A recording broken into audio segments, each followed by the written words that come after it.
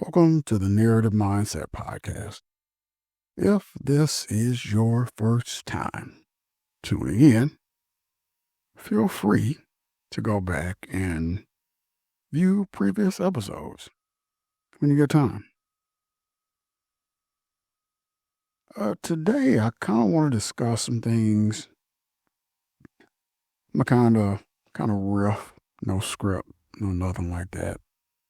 Just some things I think about sometimes that I wanted to share with viewers. One thing that I continue to mention is I always like to, I don't know, I always like to tell viewers about what's going on with my podcast. Um, right now, I don't know, I'm struggling to find my voice somewhat. And I've been doing a lot of things, getting microphones. I think I talked about in an earlier episode dealing with my voice condition, and I have my somewhat studio. It's a portable sound studio. I bought it off of Amazon, and it works pretty good. It's not soundproof, but it creates a natural environment for sound to exist in, a dry environment. So that's working pretty good. And a few other things I did. But I don't know, I've been trying to struggle with my voice as far as my podcast is concerned. Because I'm doing episodes every day, which is a little bit, some people may say that's a little bit too much. I'm biting off more than I can chew. Probably am. But I'm trying to be consistent. And, when you do a podcast, you really worry about what people, you kind of do it backwards because you worry about what people are going to want to hear instead of putting out whatever you have and then naturally attracting listeners who are attracted to your voice or your content or your consistency, because that's what we're so used to. We're so used to everybody doing something online. Everybody, being able to, at a snap of a finger, come up with something, and all of a sudden they're getting millions of views each time they upload something. And, we all want that. Everybody wants that. Everybody wants to be, well, let me take that back. Everybody doesn't want to be famous. I almost said famous. But what I meant to say is everybody wants that extra, just a little extra little bit of income. A lot of people hate their jobs. I don't know too many people that like going to work. But at least I don't. But I have been able to transition from the job, which was highest paid job that I've had in my entire life, which was a railroad. And I was able to leave that job and go to rideshare.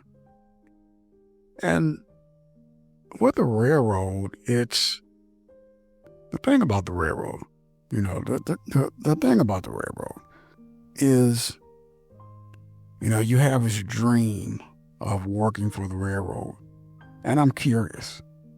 So it really sparks your curiosity because you're thinking, oh man, when I get here to the railroad, I'm going to find out what they do, find out how they can operate a train with a remote control and all this other stuff. So, you get the call first. and you're like super excited because you got the call. So once you get the call, you're like really nervous, and they take you through the steps of your physical and everything like that, and you're like really excited, and you pass that, and you give yourself a pat on the back. At least I did. I was excited because I'm like, the thought was I finally made it. Like the Jeffersons, moving on up. So I got past that, and then I got the call, said, "Hey, you're going to uh, their training centers," which most of them have training centers in, I think, Georgia. I think CN has a training center in uh, that's over in Canada. So, but all of them have training centers that you have to go to, and basically, the training center is basically a shutdown railroad terminal that they're using to train people on instead of just walking away from it. Which was a good, I'd give it to railroads. That was definitely a good idea because you can't just lay tracks and put rail cars all over the place anywhere. It's just not going to happen. But so you get down to the railroad center and you're excited, and they constantly emphasize, "Oh, you're gonna make all this money, and you know, you know, testing, and be careful, and all this. You're gonna make all this money. I got a boat, I got a house, yada yada yada." So you get down there and you do their testing, and at least for me, I was nervous. I was like, man, I can't fail. That was the main thing I told myself. I can't fail. So I kept, taking it step by step by step. Okay, I passed this. Now I'm going here. I passed this. Now I'm going here. I passed this. Now I'm going here. So, needless to say, I did pass everything down at the center. And so you come back, you get done with that, and you come back and you go to your terminal. And the key thing about that I noticed about the railroad is they're like super nice when you're a new guy. When you come in, "Hey Joe, how's it going? I'm Bob," and yada yada yada. They're cheesing and smiling and laughing, all this kind of stuff. But once you get done with your training, because they call it marked up, because you have to follow a guy around for, I think it's like 4 months, and it doesn't make sense, because what they'll do is they'll say, "This guy got marked up literally yesterday, and today, new guy walks in, MTO says you'll be working with him, and the guy gets $8. It's like, hang on for a minute. I just started. I barely know my job. I'm getting $8 to be responsible for this guy's life while I barely know my job. And now that I'm marked up, I got to worry about you hiding in bushes and flying drones and all kinds of other stuff, trying to fire me, because that's what the railroad does. They have a rule book, and the MTO's job, believe it or not, is to write up as many employees as many times as he can, and I honestly think he gets a bonus when they get fired. And that's just a wild system, because, and they also have a buddy system too that really got on my nerves. It was like I worked with this guy, and he had been there for a little while, and we went down to this siding, and he asked me. He said, "Hey, can you tell me about the red light?" Because he had never been done a red light paperwork and talked to the dispatcher and all that type of stuff. So I explained it to him. But the only thing I forgot to tell him, because I didn't think I needed to, nobody had to tell me, is that you can only use it once, because we went in and did the siding, whatever, the local business or whatever you want to call it. So we come back out, and he runs right through the red light, but from the opposite direction. And then we get, taken off the train. Somebody recruited us, embarrassed, and we go in the office, and I have to write a report, and I'm trying to make up something, because now I got to be responsible for anything the guy I was working with did. Even after he told me, "Hey, man, I got this." I said, "Okay." But what I was going to say is nobody had to tell me about a red light, because the way I looked at the railroad was I look at a red light on the railroad the same way I would a red light in the street. Am I going to go through a red light when an officer or somebody who's qualified to do so tells me to? Yes. When I come back the other way, if there's a red light, am I going to just go through it because I went through it the other direction? No. Common sense. I'm going to stop regardless until somebody again tells me I have permission to go through a red light. Same thing with railroad tracks. I treat railroad tracks like city streets. Would I be walking in the street? No. Would I stick my foot out in the street where the cars can pass by? Some people would, I know, but not me. Would I walk in between two cars that aren't secure? No. So it's the same rules with the railroad tracks. And so fast forward, they wrote us up. I got 30 days off. But my final breaking point was when I was doing another industry. And of course, the MTOs were watching me, and they saw me put a car into emergency. And when you put a car in emergency, you uncouple it and you let the air hoses separate. And there's a safety feature when you put air to a car. It draws the brakes away from the rotor or whatever. So as long as there's air being put to it, the brakes are held away. But once that air exhausts, those brakes clamp on there harder than any human could put a brake on the car. So it's a safety feature. You're not supposed to do it. But my point to them was, it's not like I let a car with no air on it go into emergency.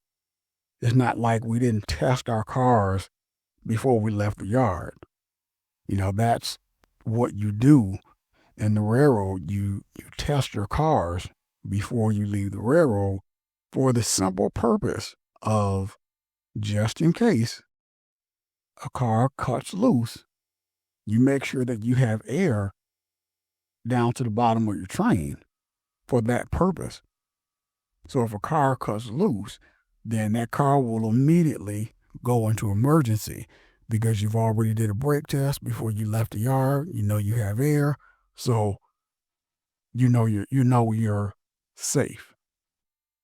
So at that point, the MTLs are watching me, and we got into an argument, and I had some choice words because I was just kind of at that point, I was just kind of like sick of it, you know, because there was another incident where I was over at a yard and I called the manager, and let's say the manager's name is Brian, and say there's another manager there that kind of sounds like him. The manager's name is Kevin. So I called him and say, hey, I said, who's this, Kevin? And the manager says, no, motherfucker, this is not Kevin. I said, oh, hey, man, I'm sorry. My bad. No, fuck you. And I was like, at that point, I said, you know what? I'm 52 years old. I'm not doing this. You don't pay me enough to let, some manager degrade me. You just don't pay enough. And I think the railroad, even now, is like $1,500 every 2 weeks. Maybe if you're on a job, you may see 23, maybe 25 if you're lucky. Or if you work all week, no days off, work and sleep, you may make $3,000 every 2 weeks. It's $1,500 a week. But I got a news flash for you. I do rideshare, and I make 13 to 15 a week, and that's only because of me, not because the money isn't available. So when they finally broke me up the last time for putting the train into emergency, I finally said, you know what? I'm sick of this. I'm really sick of it. I just said I can't do this anymore because as far as my moral compass is concerned, I just said, you're not paying me enough money. I can understand maybe if it was $2,000 a week, maybe I would think about it. But for $700 a week, absolutely not. It's just not going to happen. It's just not the way my mind works. So I ended up leaving and doing this when I started doing rideshare. Because I spent my life working my way up to that point, and I was so proud of myself because I was able to say, you know what, I can't do this anymore. And I love the fact that I'm always in just in case mode. I'm always saving for just in case. I'm always looking at, what if something happens? What if what if this? What if that? So I'm always preparing myself because I spent so much of my life, you know, I guess the way I say it is my ambition was bottled up. So it was like to a point to where, once I left Kalamazoo, Michigan and moved to Detroit, it was like my ambition, like it opened up a geyser,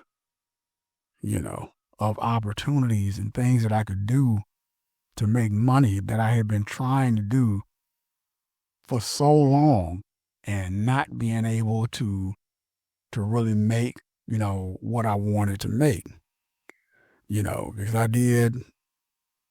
think I delivered prescriptions, and at one point in time I was working 7 to 2 or 7 to 3, and I would go pick up my daughter, go get some prescriptions. While I was doing prescriptions, drop her off at her mom's house so she could babysit, finish up the prescriptions, go to class. When I was done with class, go pick her back up, go home, try to finish up a little bit of homework, help her with her homework, cook dinner, watch a couple seconds of TV, because that's all I had. And after that, um, go to bed, get up the next day and do it all over again. And that was when I was paying. That's when I was paying child support and the health care and going through that phase of my life. But I don't know. It's sometimes I think you spend your life you're chasing growth, I think. Because at one point in time, you're really not making that much money. And you feel like, you're paying taxes. It seems like a lot, but it's not. And you pretty much dream of making big bucks.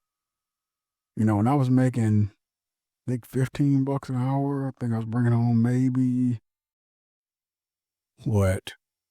maybe $1,200 a month, maybe. I dreamed I would have done anything to make the kind of money I made when I went to work for the railroad. But as I was saying, when you're not making that much money, you dream of these big numbers. And, I can remember I used to daydream about what I was going to do with it, what I was going to buy, what I was going to, have, this, that, and the other. And I did that for so long.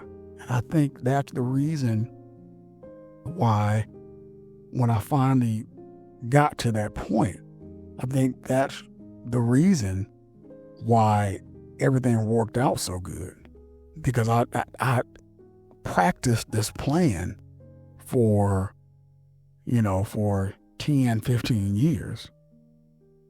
And that's the thing. It's when I finally got to the point of making pretty decent money, the railroad, they pay 30, $40 an hour.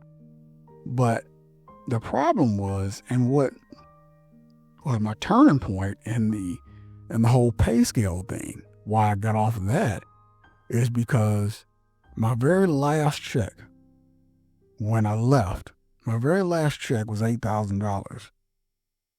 I only brought home $4,000. They took $4,000 out of my check. And I was like, you have got to be kidding me. $4,000. Like I said, I used to make $1,200 a month. So they took more than I made in almost 4 months earlier in my career. And at that point, I said, I'm through with overtime. I'm done with it because, if you're going to take that much money from me, then it really starts to make me think, okay, let me even this out and see at what point is this whole not making a lot of money, paying no taxes, to making a lot of money, paying a lot of taxes. Where's the even point in that? Because it's just, is it worth it? Is it worth, working that hard and trying to make a bunch of money and all of that kind of stuff? Because it's, you're working just for the government to take your money you never get back.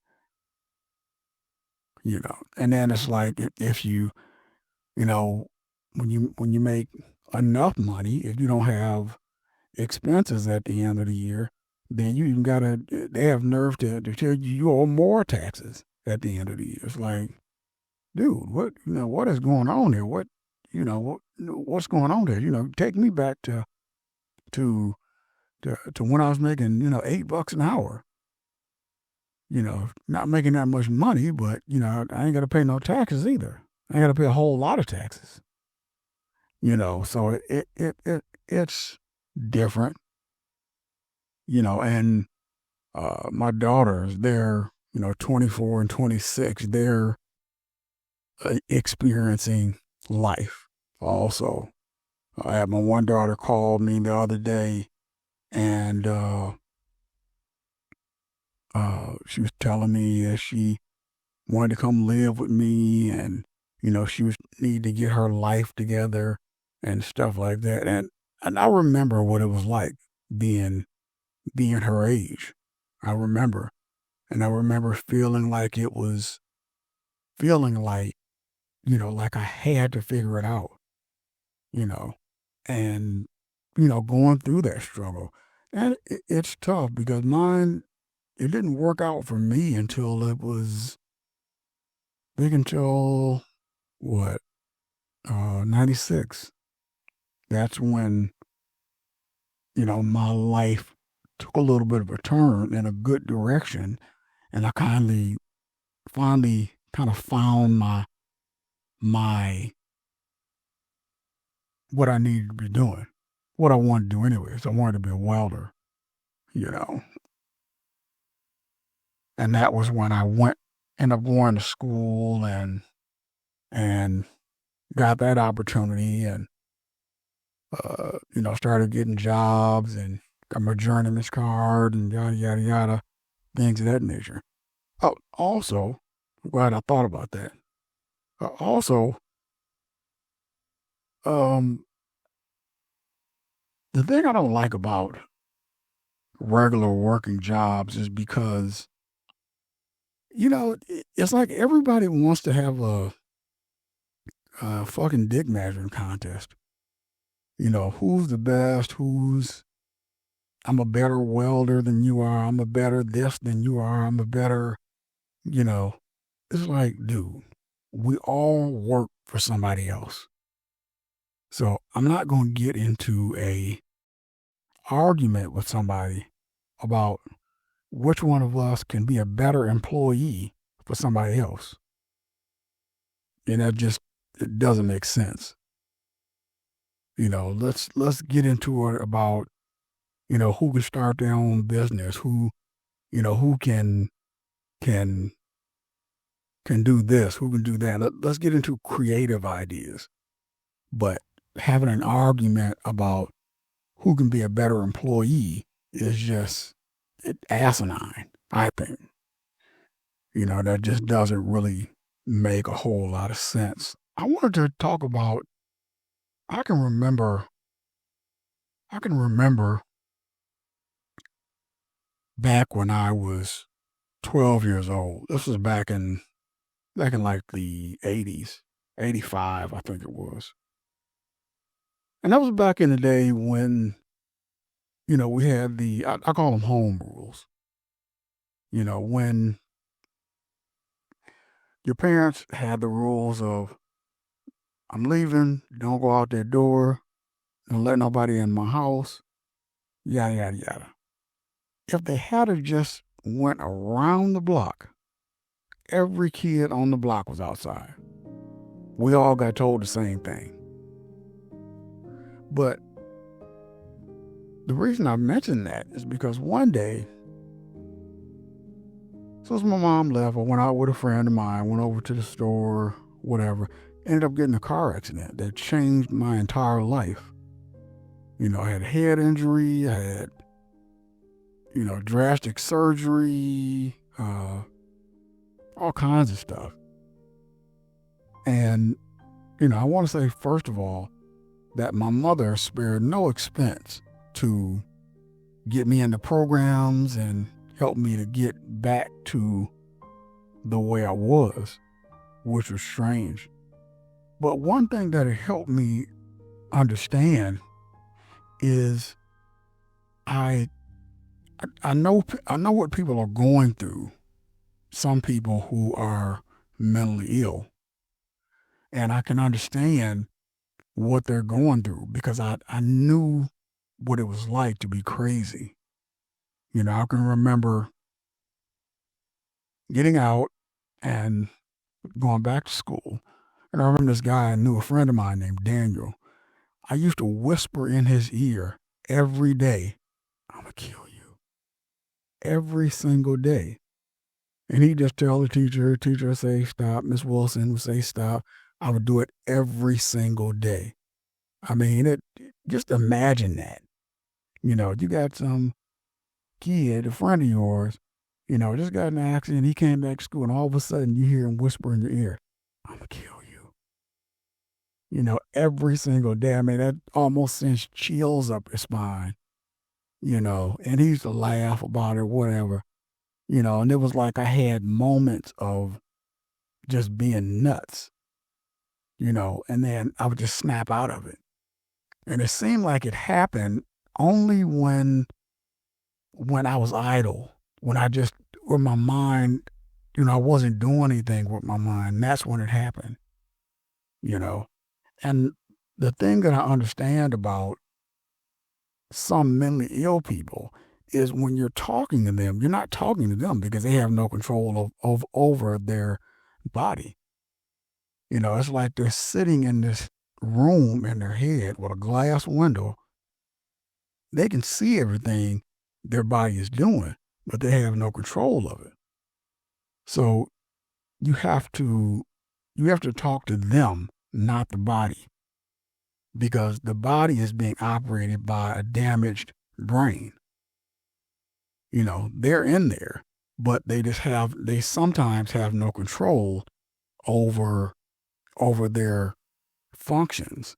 And that's why sometimes a lot of them end up, doing things that end up getting them in trouble. But the point is, it's not them. It's not them doing it. It's their body is being operated by a damaged brain that the real person who is them, can see, but there's nothing they can do about it. So it's different, because I remember going through that, because I can remember when I first got out the hospital, it was like almost like a dream, almost, and I still almost till this day, I still pinch myself sometimes because I want to make sure that all of this life that I've lived after that accident is real and not a dream. That would kind of suck if I kind of find out this whole life was a dream and I ain't write down no lottery numbers or nothing, dates and stuff like that. So I knew when I would be rich, but I can just remember, sometimes me personally sitting in my own head and watching myself like, it's almost like a dream. You're just sitting there watching you do stuff and you're trying to do something, but there's nothing you can do because you have no control over your body. Your body is being controlled by a damaged brain. So you just have to let it happen and let whatever, do whatever. And that's just the way that goes. But it gives me a better understanding of individuals who are mentally ill, because it just, I don't know, it puts a different twist to that type of thing. I did some work on myself. I think I mentioned this in a previous episode. I'm not an expert at anything, but I did some work on myself recently. It was after my divorce.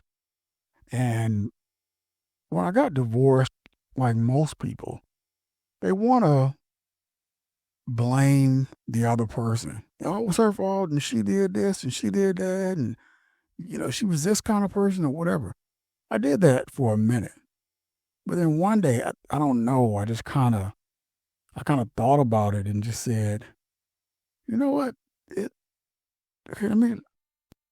I I can't really do anything about what she did. She has to handle those things. But I can do something about the person I was. So I did an analogy on myself and kind of figured out who I was and where I was. And I, kind of dissected my entire life because, real quick, I like to figure things out. And it's a little bit deeper than that. I like to figure things out to a point to where I have the last piece of the puzzle and I can put it all together because I can't let it go until I do. Some things I think about for, 20, 30 years until I finally find that last piece of that puzzle and then put everything together. So with that, what I did was I just asked myself, was I happy? Was I content? Was I peaceful? Happy, content, peaceful, and, you know, did I mind my own business? A lot of that stuff was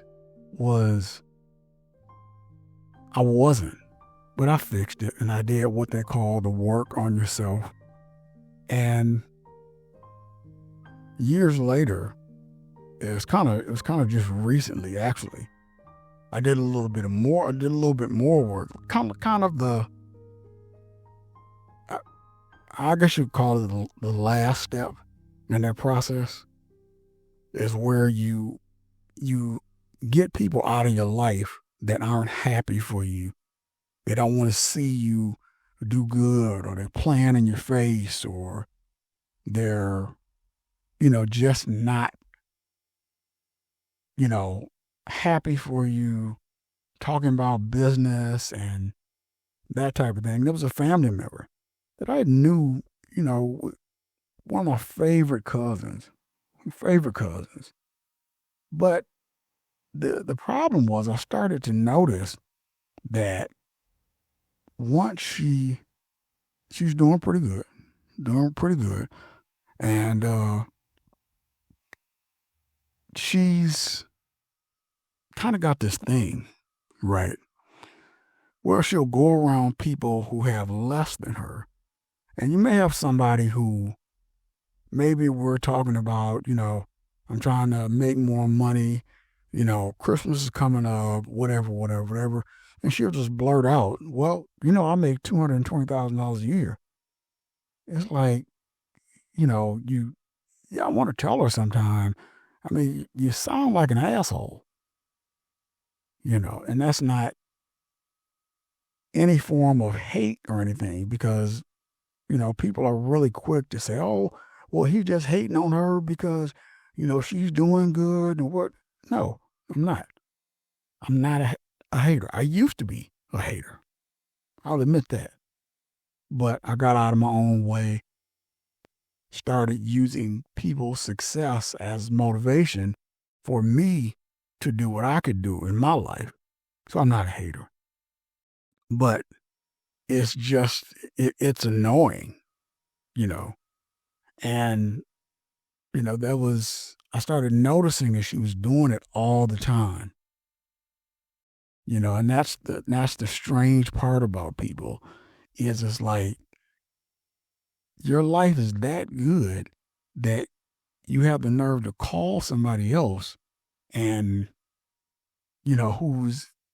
I'm not struggling, don't get me wrong, but I'm also not perfect, but you have the nerve to call somebody else and kind of, the slang term is, playing in your face, and it's like I started noticing it more and more and more, and her getting attitudes and all this other stuff because sometimes I would just tell her, I don't want to hear it.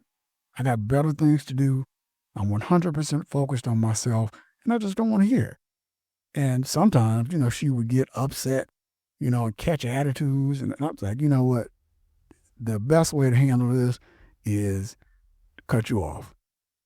Because at this point in time, I just turned 53 yesterday. Thank you. Thank you. Any gifts can be sent to www.thenarrativemindsetpodcast.com. But just turned 53 yesterday. But like I said, the end process to doing the work on myself was like, yeah, it's time to, cut people out of my life that aren't happy for me and don't want to see me doing good. And I'm not saying that my cousin doesn't want to see me doing good. It's just like she's kind of, I guess the best way I can describe it is like a broke Diana Ross, a wannabe Diana Ross, making a little bit of money, thinks she's kind of above everybody else. So she's constantly, telling everybody where she lives, how much money she makes, and all this kind of stuff. And also want to mention something else. When you run up on a person like that, it also makes you think, and this is something I figured out, it also makes you think, okay, hang on. Does all of this stuff define you? What are you without all of this stuff? Me, I got my car, I got a bunch of other stuff. None of that stuff defines me. It's good to have, but none of that stuff defines me. So that was another thing that I thought about. But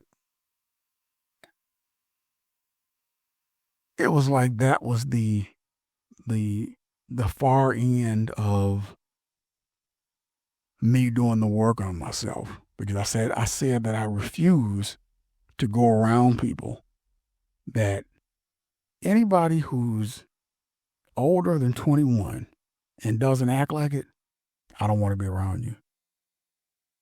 Whether it's somebody who's older than 21 and got some bad kids, grown adults who have said something smart, acted funny, said something about somebody else, something negative, said something about the way that person spends their money, said something about what that person has on, I don't want to be around you.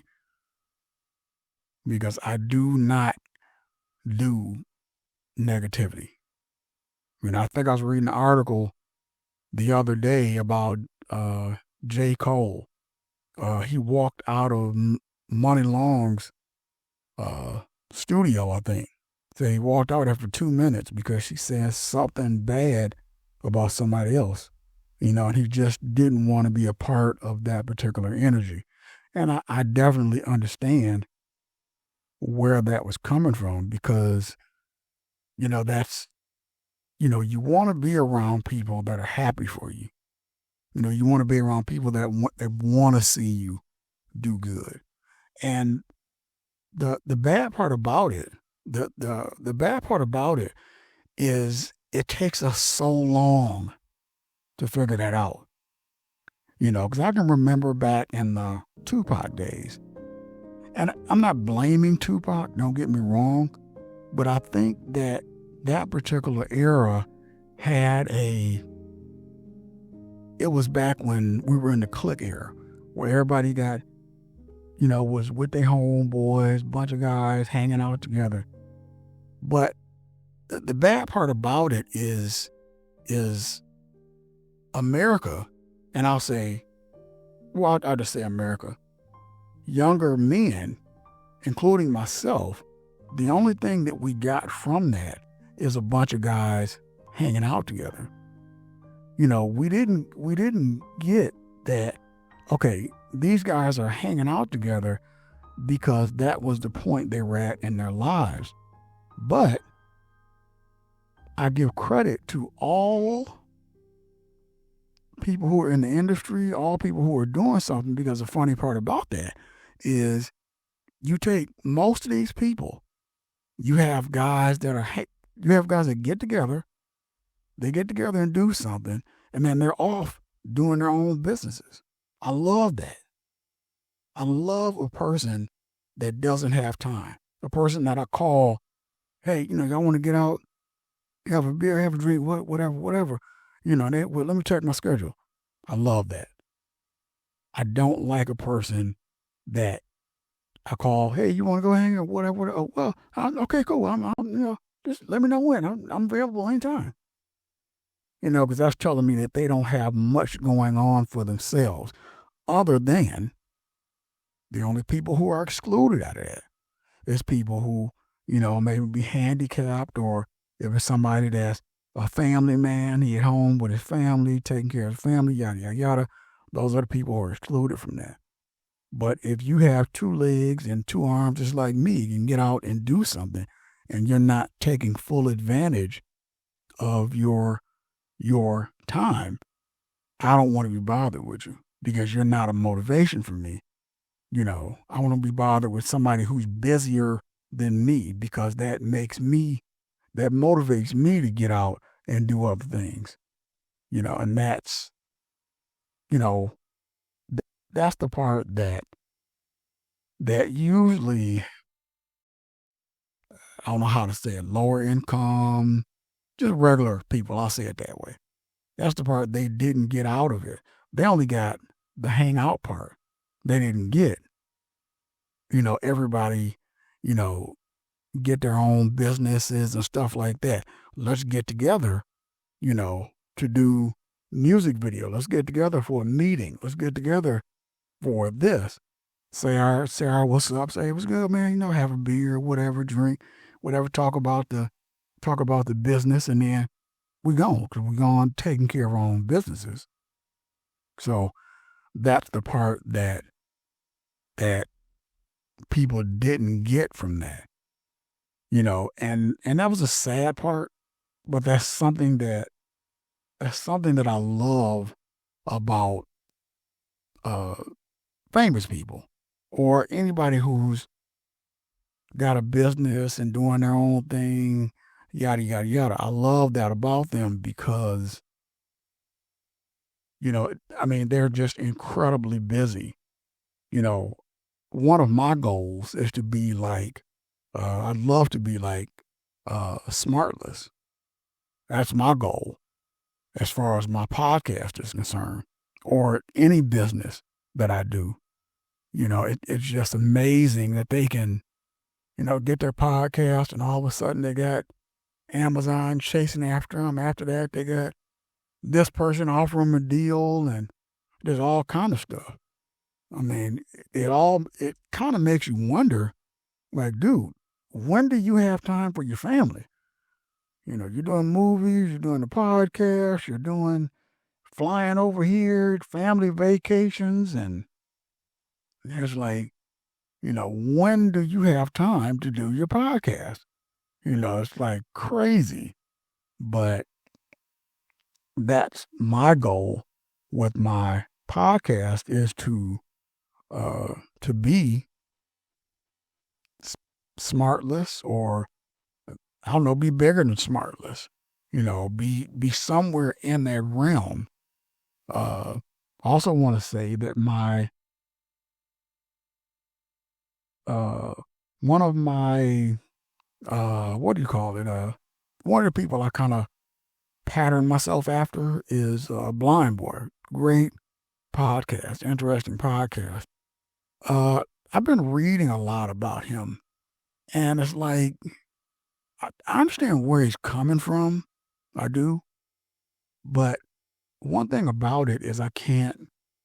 There's no way in the world I can afford to turn down any kind of uh any kind of funding, branding or whatever. I mean, I wouldn't care if it was Trump that said, "Hey, I want to give you, whatever." I'd take it because, the truth of the matter is, here's the truth, and I'm a black guy. Here is the truth: Trump's money spends better than my money will. Trump's money will.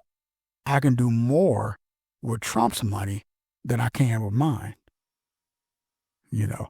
And if I have to stand next to Trump and, you know, and, you know, uh, whatever, because Trump is not a bad guy, and that gets me get steam rolling and income rolling in so I can, you know, uh, provide for my daughters and give them what they want and give them some information and, inspiration and, you know, trust funds or whatever and expose them to people who they would never meet.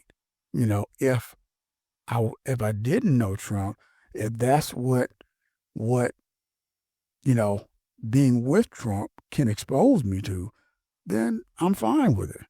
Because you got to admit the guy is rolling. He's doing a lot of stuff, but he's like it's banking. One thing that ain't lacking is his bank account. He is winning. It's like, bruh, you know, Trump, I am, you're a good guy. Uh, you know, I don't, I don't see you as being a racist. I see you as kind of, I don't know, being kind of, what do you call it? A little stubborn, but not a bad thing. Not a bad thing. Definitely, I would support you in a way for the reason of, like I said, supporting you would allow me to do more for the small group of people that I'm around. Supporting Trump would allow me to gain more revenue. And you never know. It's you never know what kind of places you can go when you think outside the box. And Trump has done some good things. He's pardoned a couple of people, who nobody else would have thought twice about pardon, about not about their pardon. They still be in jail or prison. So hey, it's a good dude. Some of the stuff, a little bit questionable, but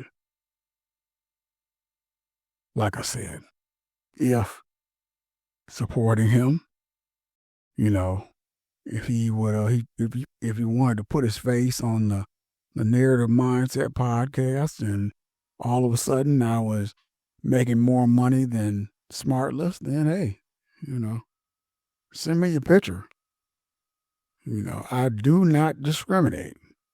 Because it's all green.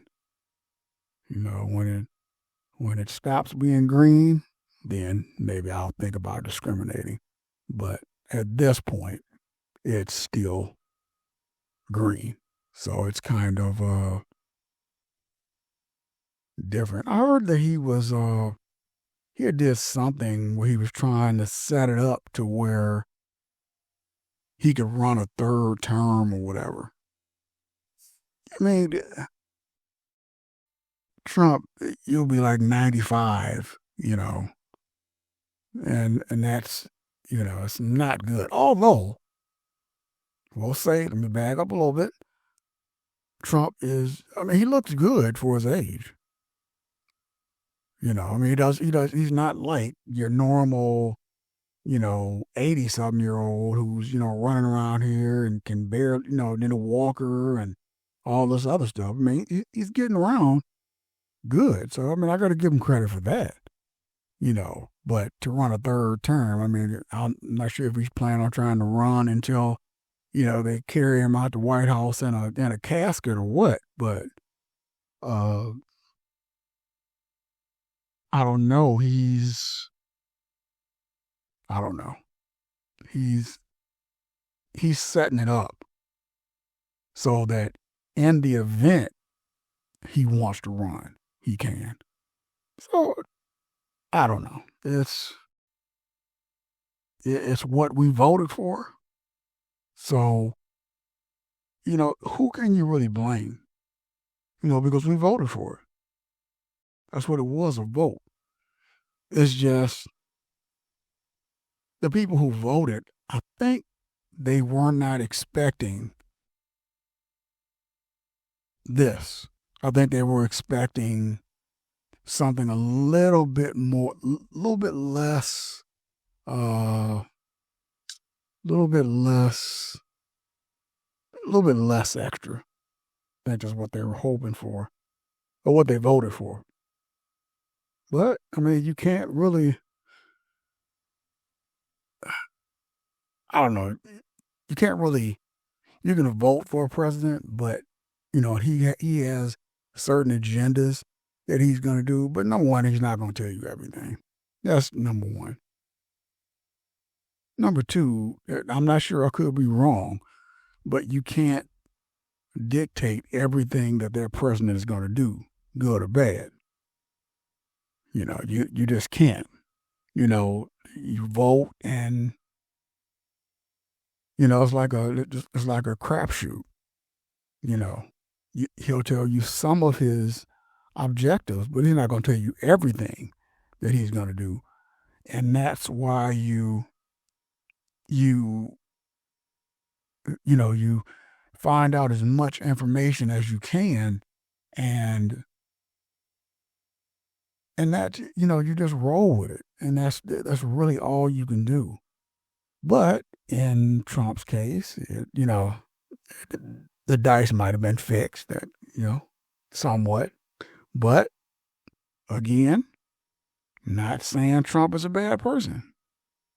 Mr. Trump, this is the Narrative Mindset Podcast. If you would like to be a guest on the show, feel free to reach out. I would love to for you to promote the Narrative Mindset Podcast. Love to be a part of your team, because your money spends better than mine. And we could call it the Narrative Trump podcast. For a fee.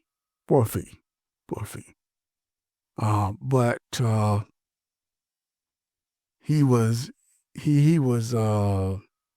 he got on Charlemagne, guy over on the Breakfast Club podcast, which is a smart dude. He kind of he has a lot of different views on things that actually are pretty educated. So, good guy, very very business minded. I like that about him. I like that he's doing things. And he said one time, and this is real important. He said one time, hey, I've gotten to a point where I don't need to put my name on everything. But that was that kind of hit hard.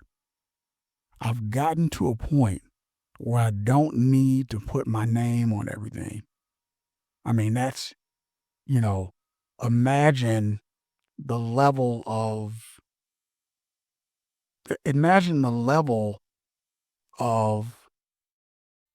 I guess you would call it, career maturity that you've arrived at when you got into a point where I don't need everybody to know that this is mine. Because I'm assuming that's not the reason I did it. It's like, it's almost unfathomable coming from, people who are going to work every day. We're all struggling. We're all, doing this, doing that, trying to, scratching and crawling for any extra that we can get a hold of. And then this guy, he's to a point to where he says, I've reached a point where I don't need to put my name on everything. I mean, that's